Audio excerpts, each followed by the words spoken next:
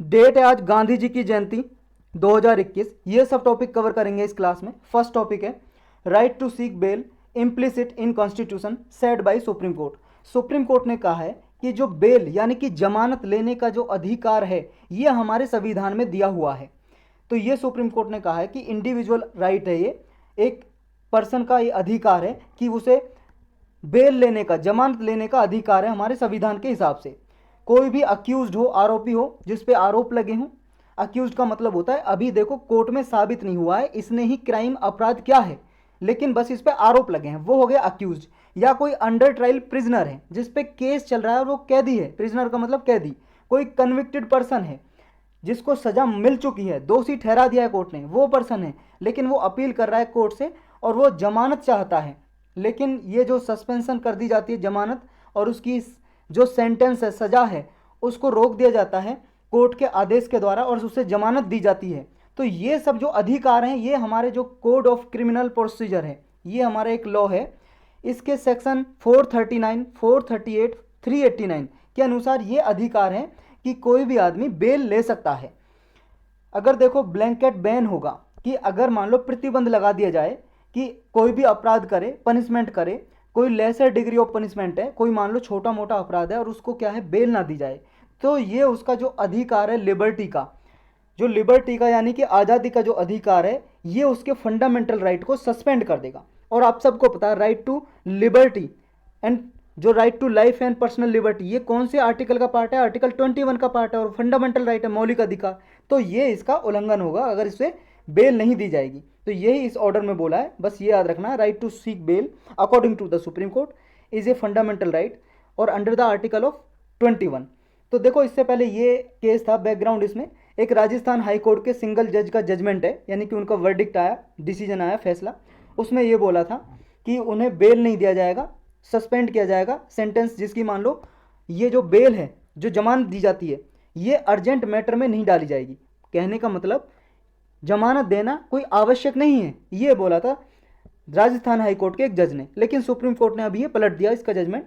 Next है foreign contribution regulation act, FCRA act. देखो कई बार ये न्यूज़ में रहता है और बहुत बार सालों साल न्यूज़ में रहता है, इंपॉर्टेंट रहता है, कई बार इससे क्वेश्चन भी पूछा गया है। तो ये आप देखो पूरा डिटेल में जानना तो आप पॉलिटी की प्लेलिस्ट में जाके देख सकते हो इसके ऊपर लेक्चर। इसमें हम ब्रीफली डिस्कस करेंगे इसे, सिर्फ छोटे रूप में, संक्षिप्त रूप में। अभी न्यूज़ में इसलिए है क्योंकि मिनिस्ट्री ऑफ होम अफेयर्स है, उसने एनजीओ के लिए डेडलाइन अभी तय कर दिया 31 अक्टूबर कि उन्हें रजिस्ट्रेशन कराना है। तो 31 दिसंबर है, सॉरी अक्टूबर नहीं, 31 दिसंबर तक ये एनजीओ जो नॉन गवर्नमेंटल ऑर्गेनाइजेशन है, गैर सरकारी संस्था, 31 अक्टूबर तक फकरा एक्ट के अकॉर्डिंग रजिस्टर करा सकती हैं और अपना सर्टिफिकेट ले सकती हैं। ये एक्ट क्या है इसके बारे में पढ़ेंगे। देखो इस एक्ट के थ्रू कोई भी एनजीओ है, अगर एनजीओ विदेशों से पैसा हासिल करती है, पैसा मतलब फंड, ग्रांट, अनुदान, फॉरेन फंडिंग लेती है, यानी कि देखो फॉरेनर जो होते हैं, कोई कंपनी होती है या लोग होते हैं जैसे बिल गेट्स जैसे लोग, ये दान करते हैं और किसको, एनजीओ वगैरह को भी दान करते हैं, ये दे देते हैं पैसे कि भाई साहब आप अच्छा काम कर रहे हो। एनजीओ के बारे में आप जानते हो क्या होती है, गैर सरकारी संस्था, कोई भी आप भी बनवा लो, रजिस्टर करा लो गवर्नमेंट में, आजकल तो ऑनलाइन ही रजिस्टर हो जाता है। तो एनजीओ किसी ने बना ली, वो कोई काम कर रहा है तो दान देते हैं, फॉरेन लोग वगैरह, विदेशी लोग या कंपनी हो गई। तो ये जो फॉरेन फंडिंग हासिल करनी पड़ती है ये फकरा एक्ट के अकॉर्डिंग करनी पड़ती है, ये फकरा एक्ट के अंदर आती है। और इसके अंदर जो भी फॉरेन फंडिंग विदेशों से लेता है तो उसे फकरा एक्ट के अंदर रजिस्टर कराना पड़ता है, मैंडेटरी होता है। ये वर्ड आपको याद रखना है, मैंडेटरी होता है रजिस्टर कराना फकरा एक्ट के अंदर, अगर आप विदेश से फंडिंग ले रहे हो तो ये मैंडेटरी, कंपलसरी, अनिवार्य है। तो फकरा एक्ट क्या बोलता है, देखो फॉरेन फंडिंग अगर किसी पर्सन को लेनी है तो ये मिनिस्ट्री ऑफ होम अफेयर्स के अंदर आता है ये एक्ट, और यही इंप्लीमेंट करती है, यानी कि गृह मंत्रालय। कोई भी कंट्रीब्यूशन लेता है उसे पर्पज बताना पड़ेगा कि किस पर्पज के लिए आप ये पैसा ले रहे हो और कहाँ पे खर्च करोगे, ये पर्पज बताना जरूरी होता है। इस एक्ट के अंदर हर 5 साल में रजिस्ट्रेशन कराना जरूरी होता है एनजीओ को, कि एक बार में 5 साल के लिए उसे लाइसेंस मिलेगा, उसके बाद फिर 5 साल बाद रजिस्टर कराना पड़ता है। और 5 पर्पज के लिए इसमें फंडिंग ले सकते हैं कोई भी एनजीओ, सोशल पर्पज के लिए, एजुकेशनल के लिए, शिक्षा के लिए, रिलीजियस धार्मिक के लिए, इकोनॉमिक आर्थिक के लिए, कल्चरल और सांस्कृतिक के लिए। ये foreign contribution regulation amendment act है 2020 का, ये इससे पहले जो एक्ट बनाया था उसमें देखो संशोधन किए किस 2020 में। तो इसमें क्या क्या संशोधन किए, इसमें किया कि कोई भी पब्लिक सर्वेंट है, कोई सरकारी नौकरी में है, जैसे आईएएस आईपीएस से आप तैयारी कर रहे हो, आप फॉरेन फंडिंग नहीं ले सकते। इस एक्ट के अकॉर्डिंग आप पे प्रोहिबिशन लगा दिया, आप नहीं ले सकते। जो फॉरेन कंट्रीब्यूशन आता है उसका देखो ट्रांसफर नहीं किया जा सकता जो कैंडिडेट रजिस्टर नहीं है, जो फकरा एक्ट के अंदर रजिस्टर नहीं है। तो ये जैसे आपको फंडिंग मिली है, मान लो ए नाम है एनजीओ का, इसको फंडिंग मिली है, ये किसी दूसरे आदमी को ट्रांसफर नहीं कर सकता जो रजिस्टर नहीं है फकरा एक्ट के अंदर। आधार रजिस्टर कराना जरूरी होता है, देखो ये मैंडेटरी है, ये भी आधार रजिस्टर कराना पड़ता है जब आपको फकरा एक्ट में रजिस्टर कराना है, तो आधार नंबर देना पड़ेगा आपको।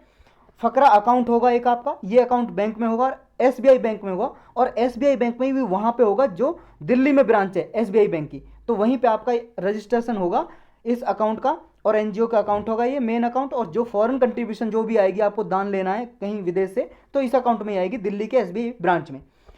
Reduction in use of foreign contribution, देखो जो भी पहले खर्चा किया जाता था, मान लो किसी ने विदेश से आपको 100 रुपये भेजे, तो आप पहले क्या 50% तक आप खर्चा कर देते थे एडमिनिस्ट्रेटिव एक्सपेंसेस में। यानी कि जैसे मान लो आपको कहीं जाना है, घूमना है, कहीं कुछ भी करना है, बिल्डिंग बनानी है एनजीओ के लिए या कुछ और खरीदना है, इसमें 50% तक आप खर्चा दिखा देते थे। इससे होता क्या था, मजे मारते थे भाई साहब, ये 50%, मान लो 10,000 करोड़ रुपए आ गए किसी एनजीओ को, आते हैं इतने रुपए भी आ जाते हैं, मान लो 100 करोड़ रुपए आ गए, 50 करोड़ रुपए अपने मजे ले रहे हैं लोग, 50 करोड़ रुपए खर्च कर दिए किसी का भलाई के लिए, लोगों की भलाई के लिए। लेकिन अब ये गवर्नमेंट ने लिमिट लगा दी कि सिर्फ एडमिनिस्ट्रेटिव एक्सपेंसेस में आप 20% तक ही कर सकते हो, उससे ज़्यादा खर्चा नहीं कर सकते। आपको बिल्डिंग बनानी हो या गाड़ी में घूमना हो, कोई मान लो कोई सर्वे करनी हो, कुछ भी करना हो, उसमें सिर्फ 20% ही खर्च करोगे, बाकी का आप दिखाओगे कि आपने लोगों के लिए क्या काम किया, इन्वायरमेंट के लिए क्या काम किया, जिस भी पर्पज के लिए आपकी एनजीओ बनी हुई है। और इसमें एक सरेंडर ऑफ सर्टिफिकेट का नया संशोधन किया गया कि आप चाहो तो अपना जो सर्टिफिकेट है, लाइसेंस है, वो सरेंडर कर सकते हो गवर्नमेंट को, सेंट्रल गवर्नमेंट को। नेक्स्ट टॉपिक है NASA's Lucy mission to probe Jupiter's mysterious Trojan asteroid. देखो ये ट्रोजन नाम का एस्ट्रॉइड है, एस्ट्रॉइड ये किसके पास है, जुपिटर जो ग्रह है उसके पास। नासा ने अभी देखो लूसी मिशन भेजने वाला है। नासा आप सब लोग जानते हो क्या है, नेशनल एरोनॉटिक्स स्पेस एडमिनिस्ट्रेशन, ये एक एजेंसी है, स्पेस एजेंसी अमेरिका की, जैसे हमारी इंडिया की इसरो है ना, ISRO Indian space research organisation, ये सैटेलाइट वगैरह भेजती है स्पेस में, ऐसे ही नासा है अमेरिका की, ये लूसी नाम का मिशन भेजेगी। ये है भाई साहब लूसी नाम का मिशन, और ये एस्ट्रॉइड ट्रोजन जिस पे ये भेजेगी, ये स्टडी करेगा, अध्ययन करेगा इसका। नासा का ये जुपिटर ट्रोजन एस्ट्रॉइड पे जाएगा, और लगभग 4.5 बिलियन ईयर्स एगो ये पहले बना था हमारा सोलर सिस्टम, उसके बारे में कुछ जानकारी कलेक्ट करेगा, ये इमेज वगैरह भेजेगा। ये हमारा सोलर सिस्टम है भाई साहब, ये सन है, सूरज, सूरज के चारों ओर ये 8 ग्रह घूम रहे हैं, चार ये जो ये 4 ग्रह हैं नज़दीक, ये रॉकी नहीं है, ये रॉकी प्लानिट है, मतलब रॉकी प्लानिट है, यानी कि कठोर हैं, ये हैवी है, इनकी डेंसिटी ज़्यादा है। और ये दूर हैं, इनकी डेंसिटी कम है, ये गैसियस फॉर्म में है, ये गैसियस फॉर्म में है। पहले आता है मरकरी सबसे नज़दीक यानी कि बुध ग्रह, फिर आता है वीनस यानी कि शुक्र ग्रह, फिर आता है मार्स यानी कि मार्स नहीं अपना अर्थ यानी कि पृथ्वी, फिर आता है मार्स मतलब मंगल ग्रह, फिर आता है जुपिटर यानी कि बृहस्पति ग्रह। और जुपिटर और मार्स के बीच में देखो ये जो बेल्ट है दिखाई दे रही है आपको, ये है एस्ट्रॉइड, एस्ट्रॉइड बेल्ट बोलते हैं, ये एस्ट्रॉइड घूम रहे हैं, ये रॉकी प्लानिट है, ये मतलब रॉकी बॉडी है, ये भी छोटी छोटी बॉडी हैं, लेकिन प्लानिट नहीं बोलते क्योंकि बहुत ही छोटी बॉडी है, ये बहुत छोटे छोटे हैं। फिर जुपिटर के बाद आता है आपका सैटर्न, सैटर्न के बाद यूरेनस, और फिर नेपच्यून, और फिर नेपच्यून के बाद देखो ये जो बेल्ट दिखाई दे रही है ये है कूपर बेल्ट, ये कूपर बेल्ट बोलते हैं इसको, ये हमारा सोलर सिस्टम है। तो ये जाएगा अध्ययन करने के लिए नासा का जो लूसी क्या है, लूसी मिशन है। लूसी मिशन जो है ये जो जुपिटर ट्रोजन भी बोलते हैं इसको, या ट्रोजन एस्ट्रॉइड भी बोल सकते हैं, या सिंपली ट्रोजन भी बोल सकते हैं। ये एस्ट्रॉइड जुपिटर के ऑर्बिट के पास है, जुपिटर का ऑर्बिट मतलब जैसे सन के चारों ओर जुपिटर चक्कर लगा रहा है, ये जुपिटर का ऑर्बिट हो गया, इसके ऑर्बिट के पास यानी कि जो पाथ है इसका, इसके पास ही है ये ट्रोजन। और इसकी जो लूसी ये इसमें रिसर्च करेगा। और लूसी मिशन भेजा कहाँ से जाएगा, अमेरिका में एक स्टेट है फ्लोरिडा नाम का, मैक्सिको है जो मैक्सिको के पास है, ये देख लो यहाँ पे, ये भाई साहब मैक्सिको दिखाई दे रहा है आपको, यहाँ पे देखो ये गल्फ ऑफ मैक्सिको है, यहाँ पे ये फ्लोरिडा है। फ्लोरिडा जो स्टेट है उसके पास एक ये सेंटर है, space centre, cap Canaveral space force station, यहाँ से इसको लॉन्च किया जाएगा और 16 अक्टूबर को करेगा। मिशन है ये इन्वेस्टिगेट करेगा कि जो रॉकी बॉडीज हैं सन के अराउंड जो ऑर्बिट करती हैं, जो जुपिटर के पास है ऑर्बिटल पाथ के पास, उनको ये स्टडी करेगा। 12 साल का मिशन है भाई साहब ये। और जो मार्स और जुपिटर के बीच में जो एस्ट्रॉइड बेल्ट है वहाँ पे भी ये कुछ स्टडी करेगा। ये मेन जो बेल्ट है मार्स जुपिटर, एक तो वो उसके बीच में 7 एस्ट्रॉयड है, ट्रोजन है। ट्रोजन देखो ग्रुप ऑफ एस्ट्रॉयड को मिला के बोलते हैं ट्रोजन, इसमें 8 हैं। एक तो है जो जुपिटर है, जुपिटर के ऑर्बिट के पास, और 7 मिशन है, जो 7 ट्रोजन है वो है मार्स और जुपिटर के बीच में जो बेल्ट घूम रही है, इनको स्टडी करेगा बस। ये याद रखना है। इसमें देखो ये ट्रोजन एस्ट्रॉयड है, ये पूरी जो एस्ट्रॉयड की बेल्ट है लगभग 7,000 से भी ज़्यादा इसमें एस्ट्रॉयड घूम रहे हैं। और ये पहला सोलर पावर्ड स्पेस मिशन होगा नासा का, कि ये एस्ट्रॉयड को मतलब ज़्यादा एस्ट्रॉयड को एक साथ ऑब्जर्व करेगा स्पेस में। नेक्स्ट टॉपिक है OCI candidate can appear in general category. OCI आप सब लोग जानते हो, overseas citizen of India. Supreme court ने अभी देखो परमिशन दे दी है कि नीट का एग्ज़ाम वो दे सकते हैं हमारे इंडिया में, जो आप जो एमबीबीएस करने के लिए, डॉक्टरी करने के लिए एग्ज़ाम देते हो नीट का, ये यूजी जो नीट है 2021 का, इसमें पार्टिसिपेट कर सकते हैं। अब तो ये एग्ज़ाम हो गया है। वैसे ये जनरल कैटेगरी में देखो इनकी काउंसलिंग होगी, जनरल कैटेगरी में काउंट होंगे ओसीआई। और ये कोर्ट ने क्लैरिफाई किया है कि ये देखो जनरल कैटेगरी में compete कर सकते हैं ओसीआई, जैसे देखो एनआरआई करते हैं। बैकग्राउंड क्या है देखो, मिनिस्ट्री ऑफ होम अफेयर्स ने डायरेक्ट किया था कि ओसीआई कैंडिडेट को एनआरआई की तरह ट्रीट किया जाए नीट एग्ज़ाम में, जो कोई नीट एग्ज़ाम दे हमारे यहाँ पे। तो ये जितनी फीस ली जाती है ना किससे, एनआरआई से, उतनी ओसीआई से ली जाएगी। अब ये एनआरआई और ओसीआई है क्या, देखो पूरा डिटेल में जानना तो भाई साहब ये 15 मिनट का लेक्चर है कम से कम, पॉलिटी का प्लेलिस्ट में जाओगे तो वहाँ मिल जाएगा। तो यहाँ पे सिर्फ मैं इतना बता रहा हूँ कि इनके में डिफरेंस क्या है। एनआरआई का मतलब ये है नॉन रेजिडेंट इंडियन, ओसीआई का मतलब आप जानते हो overseas citizen of India. NRI वो होते हैं देखो हमारे इंडिया की सिटीजनशिप होती है, इनके पास नागरिकता, वोट कर सकते हैं इलेक्शन जब भी होगा, लेकिन ये बाहर जाके रहते हैं क्योंकि जॉब करते हैं वहाँ, यहाँ पढ़ाई कर रहे होते हैं या कोई बिजनेस कर रहे होते हैं। इनके पास इंडिया का पासपोर्ट होता है लेकिन बाहर रह रहे होते हैं। लेकिन जो ओसीआई होते हैं हमारे इंडिया के सिटीजन नहीं होते, लेकिन इनके माँ बाप पहले इंडिया के सिटीजन रहे हों, या पहले ये इंडिया के सिटीजन रहे हो, या इनका दादा रहे हो इंडिया के सिटीजन। तो ऐसे जो लोग रहते हैं वो बाहर किसी देश की सिटीजनशिप ले लेते हैं, हमारे इंडिया की सिटीजनशिप नहीं होती इनके पास। तो इनके पास इमाइग्रेशन स्टेटस होता है जिन्हें ओसीआई बोलते हैं। तो इनको ही फ़ायदा दिया गया है क्योंकि देखो हमारे इंडियन कॉन्स्टिट्यूशन में डुअल सिटीजनशिप का कॉन्सेप्ट नहीं है कि हम दूसरे देश की सिटीजनशिप है किसी नागरिक के पास और हम भी दे दें उसे सिटीजन, ऐसा नहीं हो सकता। सिर्फ एक ही सिटीजन देते हैं हमारा संविधान के अनुसार। तो ये दूसरे देश के सिटीजन होते हैं लेकिन इनको ओसीआई कार्ड दे देते हैं, तो इन्हें कुछ बेनिफिट दिए जाते हैं जैसे एनआरआई को दिए जाते हैं, लेकिन सारे बेनिफिट नहीं दिए जाते, कुछ डिफरेंस है, वो सारे जानने हैं तो आपको वो लेक्चर देखना पड़ेगा, पॉलिटी की प्ले लिस्ट में मिलेगा ओसीआई के ऊपर। नेक्स्ट टॉपिक है China can join quad initiative. देखो ऑस्ट्रेलिया के जो प्राइम मिनिस्टर हैं अभी उन्होंने कहा है चाइना का वेलकम है भाई साहब, अगर वो क्वाड को ज्वाइन करना चाहे तो ज्वाइन कर सकता है। तो क्वाड है क्या, देखो क्वाड्रिलेटरल सिक्योरिटी डायलॉग है, ये यूएस, जापान, ऑस्ट्रेलिया, इंडिया का एक ग्रुप है 4 कंट्रीज़ का। इसका टारगेट ये है जो इंडो ओशियन है, ये देखो भाई साहब इंडो पैसिफिक जोन है, ये इंडियन ओशियन, ये पैसिफिक जोन, इसमें क्या है मैरी टाइम सिक्योरिटी प्रोवाइड करना है और चाइना को कंटेन करना है। जो चाइना का इन्फ्लुएंस बढ़ता जा रहा है ना, चाइना का प्रभाव इफेक्ट बढ़ता जा रहा है इंडो पैसिफिक जोन में, इसको काउंटर करना है। और चाइना की जो प्रीडेटरी ट्रेड है, प्रीडेटरी ट्रेड का मतलब ये है कि चाइना क्या है अपनी ट्रेड को बढ़ाना चाहता है, दूसरे की ट्रेड को कम करना चाहता है, अपना व्यापार बढ़ाना चाहता है, अपना एक्सपोर्ट बढ़ाना चाहता है। तो ये चाइना की जो पॉलिसी है और जो इकोनॉमिक पॉलिसी है, प्रीडेटरी पॉलिसी है, इनको काउंटर करने का काम के लिए ये क्वाड बनाया गया है और सिक्योरिटी प्रोवाइड करेगा। रूल बेस्ड ऑर्डर है ये क्वाड। नेक्स्ट टॉपिक है extension of CPEC to Afghanistan. देखो क्वाड के बारे में आपको डिटेल में जानना तो आप अदर इंपॉर्टेंट प्लेलिस्ट है एक, अदर इंपॉर्टेंट टॉपिक की प्लेलिस्ट, या फिर आप पॉलिटी की प्लेलिस्ट है उसमें मिल जाएगा आपको क्वाड के ऊपर लेक्चर। आपने नोट्स बनाए तो वो दोबारा रिवाइज करिए। नेक्स्ट टॉपिक है सीपैक टू अफगानिस्तान। देखो रिसेंटली पाकिस्तान ने डिस्कस किया तालिबान लेड गवर्नमेंट से, अफगानिस्तान में आप सबको पता है तालिबान की गवर्नमेंट बन गई है। तो पाकिस्तान ने बोला है कि भाई साहब जो सीपैक है आपके अफगानिस्तान तक हम इसे बढ़ा लें क्या, चाइना पाकिस्तान इकोनॉमिक कॉरिडोर को। चाइना ने देखो पहले प्रपोज किया था कि काबुल तक पहुंचाया जाए ये पेशावर से, अफगानिस्तान तक ये सीपैक पहुंचाया जाए। तो सीपैक है क्या ये जानना जरूरी है हमारे लिए। देखो सीपैक क्या है, बाईलेटरल प्रोजेक्ट है पाकिस्तान और चाइना के बीच में। देखो ये जो पीओके है हमारा पाकिस्तानी ऑक्युपाइड कश्मीर, वहाँ से होकर गुजरेगा सीपैक। एक मान लो कनेक्टिविटी है ये, मतलब रोड से हाईवे बनाएंगे, रेलवे बनाएंगे, पाइपलाइन बिछाएंगे, ये कनेक्टिविटी बनाएंगे, इंफ्रास्ट्रक्चर प्रोजेक्ट डेवलप करेंगे यहाँ पे इस एरिया में। कौन सा एरिया है वो, देखो ये वाला एरिया है भाई साहब, ये हिंदुस्तान है हमारा, और देखो ये चाइना है, ये पाकिस्तान है, और ये पीओके है यहाँ से। तो यहाँ से होते हुए गुजरेगा ये, पूरा अच्छे से जानना है इसके बारे में तो ये देख लीजिए। ये अपना हिंदुस्तान दिखाई दे रहा है आपको, और ये अपना पीओके है जो पाकिस्तान के कब्जे में है। ये गुजर रहा है, ये रोड से, कहीं रेलवे कनेक्टिविटी है, कहीं रोड है, कहीं पाइपलाइन बिछी हुई है। तो ये कहाँ तक आएगा? ये पाकिस्तान का ग्वाडर पोर्ट है, बंदरगाह, ये इंडियन ओशन है, इंडियन ओशन। तो यहाँ तक ये कनेक्टिविटी बैठेगी चाइना की। अपना ट्रेड बढ़ाना चाहता है, व्यापार, बस ये सिंपल बात है, अपना ट्रेड बैठाना चाहता है।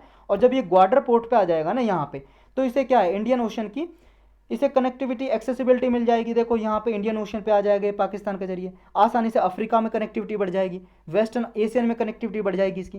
पूरे वर्ल्ड वाइड अपना व्यापार बढ़ाना चाहता है, ट्रेड बढ़ाना चाहता है, लिंक करना चाहता है जिनजियांग प्रोविंस को ग्वाडर पोर्ट के जरिए पाकिस्तान के खुंजेर रेब, ये खुंजेर रब पास है जो नॉर्थ पाकिस्तान में है, ये वहाँ से होते हुए ये आगे कनेक्टिविटी करना चाहता है अफ्रीका तक, मिडल ईस्ट तक। ये देखो 2013 में एक belt and road initiative launch किया था, BRI जो बोलते हैं इसको शॉर्टकट में। इसका टारगेट यही था कि चाइना पूरे वर्ल्ड वाइड, जैसे पहले एंशियंट सिल्क रोड हुआ करता था ना, सिल्क रूट, तो सिल्क रूट की तरह ही इसको पूरे वर्ल्ड वाइड कनेक्टिविटी बैठानी है, मतलब पूरे वर्ल्ड में कनेक्टिविटी हो, ताकि चाइना अपना ट्रेड बढ़ा सके और दूसरी कंट्री से ट्रेड कर सके, व्यापार कर सके। सेंट्रल एशिया हो या साउथ ईस्ट एशिया हो, गल्फ रीजन हो, अफ्रीका, यूरोप हो, सबको कनेक्टिविटी करना। और ये बेल्ट एंड रोड इनिशिएटिव का ही पार्ट है, CPEC। तो इसमें अब अफगानिस्तान को जोड़ना चाहते हैं, आगे तक कनेक्टिविटी बढ़ाना चाहते हैं। इंडिया के लिए क्या प्रॉब्लम है भाई साहब? इंडिया के लिए प्रॉब्लम है, आप खुद सोच सकते हो कैसे। POK किसका पार्ट है भाई साहब? इंडिया का पार्ट है, कश्मीर का पार्ट है, और ये पाकिस्तान ने कब्जे में कर रखा है। तो इंडिया की सॉवरेंटी के अगेंस्ट है, संप्रभुता के अगेंस्ट। तो इंडिया अपोज करता है इसका, CPEC का, कि पाकिस्तानी ऑक्युपाइड कश्मीर से या भाई साहब गुजरता है, ये डिस्प्यूटेड टेरिटरी है पाकिस्तान और इंडिया के बीच में से। तो ये इंडिया के लिए प्रॉब्लम है। नेक्स्ट टॉपिक है international day of older person. हर साल 1 अक्टूबर को मनाया जाता है, ministry of social justice empowerment बनाती है। देखो एल्डरली लाइन भी एक लॉन्च की थी, एल्डरली लाइन मतलब फ़ोन नंबर 14567, इसके बारे में हमने पहले भी डिस्कस किया है। कोई भी बुजुर्ग लोग परेशान हो, इस पर देखो कॉल करके सहायता ले सकते हैं, उनकी सहायता की जाएगी, किसी भी तरह की सहायता लेनी हो उन्हें। अभी देखो एक सेक्रेड और सेज नाम के पोर्टल लॉन्च किए हैं। इससे पहले देखो ये सेज नाम की एक स्कीम लॉन्च की थी, उसके बारे में हम ऑलरेडी डिस्कस कर चुके हैं, पॉलिटी की प्लेलिस्ट में आप देख सकते हो अगर डिटेल में जानना है। सेक्रेड का मतलब है सीनियर एबल सिटीजन री एम्प्लॉयमेंट इन डिग्निटी पोर्टल, एक साइट बनाई है इंटरनेट पे, और एक senior care ageing growth engine says portal बनाया है। जो सीनियर एबल सिटीजन री employment in dignity sacred portal है, इसमें देखो एम्प्लॉयमेंट सीकर जो बुजुर्ग लोग हैं जो रोजगार चाहते हैं, उनके लिए रोजगार दिया जाएगा उनकी एबिलिटी के अनुसार, यानी कि उन्हें सेल्फ रिलायंट बनाया जाएगा, आत्मनिर्भर। और जो सेज पोर्टल है देखो इसमें क्या है, उनमें इनोवेशन, जो भी कंपनी है जो प्रोडक्ट बनाती है, मान लो बुजुर्ग लोगों के लिए व्हील चेयर बनाती है मान लो, या हियरिंग पैड, मतलब हियरिंग जो होते हैं ना, जो कानों में लगता है, हियरिंग पैड बोलते हैं या क्या बोलते हैं उसे, सुनने का जो हेडफोन की तरह होता है, जैसे आप कान की लीड लगाते हो कानों में, मतलब जो फ़ोन की लीड होती है आपकी, ऐसे ही लीड होती है जो एम्पलीफिकेशन लगा होता है, उनमें एम्पलीफाई कर देता है आवाज़ को, जिन्हें कम सुनाई देता है वो सुनाई दे सकता है, यानी कि हियर इम्पेयर इंस्ट्रूमेंट होता है वो, एक तरह से बोलते हैं उसको। तो ये जो ऐसे इंस्ट्रूमेंट बनाते हैं जो बुजुर्ग लोगों को कुछ फ़ायदा पहुंचा सकते हैं, ऐसी कंपनियों को प्रमोट करना है इसके थ्रू, यानी कि वो इनोवेशन लाएँ, ज़्यादा से ज़्यादा रिसर्च डेवलपमेंट करें। तो ये जो एक्सपर्ट कमेटी है, इसके लिए एक एम्पावर्ड एक्सपर्ट कमेटी, उसकी रिकमेंडेशन पे ये किया गया था कि स्टार्टअप को प्रमोट किया जाए एल्डरली पर्सन के लिए जो प्रोडक्ट वगैरह बनाती हैं। नेक्स्ट टॉपिक है अपना लॉन्च ऑफ डिजी सक्षम। सिंपल इतना सा है, इसमें माइक्रोसॉफ्ट इंडिया के साथ मिलकर स्किल प्रोवाइड की जाएगी, डिजिटल स्किल। माइक्रोसॉफ्ट इंडिया एक कंपनी है भाई साहब, माइक्रोसॉफ्ट उसी का ब्रांच है इंडिया में। गवर्नमेंट के साथ मिलकर यूथ लोगों को कम से कम इसमें कितने लोगों को प्रोवाइड की जाएगी स्किल्स, इसमें फर्स्ट ईयर में कम से कम 3 लाख से ज़्यादा लोगों को प्रोवाइड की जाएगी। और इसमें नौजवान लोग जो रूरल एरियाज़ में रहते हैं, यानी कि ग्रामीण क्षेत्र में, और सेमी अर्बन एरियाज़ में जो रहते हैं, मतलब अर्बन एरिया शहरी एरिया है, ये सिटी है, और ये रूरल एरिया ग्रामीण क्षेत्र है, इसके बीच में जो एरिया होता है उसको बोलते हैं सेमी अर्बन एरिया। तो इन एरियाज़ में जो यूथ हैं उनको स्किल प्रोवाइड की जाएगी। 3 तरीके की टाइप की ट्रेनिंग दी जाएगी इसमें, digital skill, self paced learning, VILT mode learning, virtual instructor led, और थर्ड टाइप की ILT मोड ट्रेनिंग, ILT का मतलब इंस्ट्रक्टर लेड ट्रेनिंग। तो ये दिया जाएगा इसमें। नेक्स्ट टॉपिक है अपना India extend support for protecting the Antarctic environment. देखो भाई साहब, इन्वायरमेंट को प्रोटेक्ट करने के लिए अंटार्कटिक रीजन में इंडिया ने अभी सपोर्ट दिया। अंटार्कटिक रीजन आप जानते हो कहाँ पे, ये वर्ल्ड मैप है हमारा, ये अंटार्कटिका महाद्वीप है हमारा, कॉन्टिनेंट। और देखो इसी के साइड में ये है वेडल सी, वेडल सी याद रखना आपको। तो अभी सपोर्ट दिया इंडिया ने, जो यहाँ पे मेरीन प्रोटेक्टेड एरियाज है, अंटार्कटिका में, ईस्ट अंटार्कटिका में या वेडल सी के आसपास, यहाँ पे भाई साहब कंजर्वेशन के लिए कुछ एफर्ट प्रोवाइड किए जाएंगे, कुछ लिए जाएंगे, प्रयास किए जाएंगे। ये देखो जो अनलीगल मतलब इलीगल अनरिपोर्टेड अनरेगुलेटेड फिशिंग होती है, यहाँ पे जो फिशिंग कर लेते हैं यहाँ पे इन्वायरमेंट को नुकसान पहुँचाते हैं, जो मैरीन इकोसिस्टम है उसको नुकसान पहुँचाते हैं, इनको इलीगल एक्टिविटीज़ को रोका जाएगा। इंडिया का जो डिसीजन है वो देखो, इंडिया ने ऑलरेडी बहुत सारे ऐसे प्लेटफॉर्म है, इंटरनेशनल प्लेटफॉर्म, जिन पे साइन किया हुआ है, जैसे sustainable development goal, UN decade of ocean, CBD convention on biological diversity या बायोडाइवर्सिटी, इस पे इंडिया सिग्नेटरी है इनका। तो इनको इनके मतलब इनको ही सपोर्ट करने के लिए इंडिया ने ये स्टेप लिया है कि जो अंटार्कटिका की बायोडाइवर्सिटी है उसको प्रिजर्व किया जाएगा। देखो इंडिया का जो एक्सपीडिशन है अंटार्कटिका के रिगार्डिंग, मतलब अंटार्कटिका में रिसर्च करना इंडिया ने 1981 में स्टार्ट कर दिया था। और ये सदर्न इंडियन ओशियन है, यहाँ पे ये वाले पार्ट को बोलते हैं, देखो सदर्न इंडियन ओशियन, ये दिखाई दे रहा है आपको, ये सदर्न ओशियन है ये। तो ये सदर्न ओशियन है जो यहाँ पे देखो रिसर्च चालू कर दी थी 1981 में इंडिया ने, और ये अब 2021-22 में 41st एक्सपीडिशन है। एक्सपीडिशन का मतलब है यात्रा, मतलब इसका जो यहाँ पे रिसर्च करने के लिए इंडिया जाता है, यहाँ पे स्टेशन भी बनाए हुए हैं। एक देखो ये ट्रीटी है, इंटरनेशनल ट्रीटी, संधि जिसे बोलते हैं हिंदी में, या एग्रीमेंट, समझौता बोल लो, commission for conservation of Antarctic marine living resources. ये जो इंटरनेशनल ट्रीटी है, यहाँ पे जो अंटार्कटिका फिशरीज है, मतलब जो यहाँ पे मछली है या मछली उत्पादन होता है, यहाँ पे लोग मछली पकड़ने चले जाते हैं, तो इनको मैनेज करना है अंटार्कटिका में, ताकि अंटार्कटिका मैरीन इकोसिस्टम की स्टेबिलिटी बरकरार रहे। ये जो ट्रीटी है देखो 1982 में ये फोर्स में आई थी, मतलब लागू हो गई थी, और इंडिया ने इसको देखो 1986 से ज्वाइन किया हुआ है। इंडिया भी इस ट्रीटी का परमानेंट मेंबर है, सदस्य है। जो मैरीन प्रोटेक्टेड एरियाज हैं, ये देखो ये एरियाज ऐसे एरियाज होते हैं, मैरीन प्रोटेक्टेड एरियाज, जहाँ पे नेचुरल रिसोर्सेज को प्रोटेक्ट किया जाता है, जो प्राकृतिक संसाधन है उनको संरक्षित किया जाता है। कुछ सर्टेन एक्टिविटी की जाती है इनमें, ताकि जो यहाँ का इकोसिस्टम है उसका मॉनिटर करके जो हैबिटेट इनका है, जो भी यहाँ पे जीव जंतु पाए जाते हैं, मछली या कुछ भी प्रजाति पाई जाती है, उनको प्रोटेक्ट करके रखा जा सके। जो वेडल सी है, यहाँ पे देखो वेडल सी सदर्न ओशियन का ही पार्ट है, और यहाँ पे वेडल जायर बना हुआ है। वेडल जायर बोलते हैं, देखो लूप बन जाता है, जैसे पानी चारों ओर बह रहा है और अंदर का ये हो गया जायर, तो ये वेडल जायर बना हुआ है। इसकी बाउंड्री लैंड और ओशन से घिरी हुई है। ये आपको नोट करना है जरूर, बाकी वैसे सब कुछ नोट करना ही है, ये भी करना है। देखो इंडिया ने अपना जो यहाँ पे रिसर्च स्टार्ट की थी अंटार्कटिका रीजन में, वो 1981 में की थी, जैसा हमने ऊपर डिस्कस किया। और इंडिया ने देखो यहाँ पे 3 रिसर्च स्टेशन भी बनाए, रिसर्च बेस स्टेशन। एक है दक्षिण गंगोत्री, मैत्री और भारती नाम से, देखो बिल्डिंग बना देते हैं वहाँ पे रिसर्च करते रहते हैं, वो ही है रिसर्च बेस स्टेशन। तो यहाँ पे जो दक्षिण गंगोत्री था वो अब ऑपरेशनल नहीं है, अब ये ऑपरेशनल नहीं है, बस मैत्री और भारती स्टेशन बने हुए इंडिया के, यहाँ पे जाके कुछ साइंटिस्ट रिसर्च करते हैं। और गोवा में एक देखो रिसर्च स्टेशन बना हुआ है, national centre for polar and ocean research, ये गोवा में है। जितने भी इंडिया की जो अंटार्कटिका रीजन में प्रोग्राम चलते हैं, रिसर्च होती है, ये गोवा के इस सेंटर में मैनेज किए जाते हैं। तो यही थे आज के लेक्चर में टॉपिक।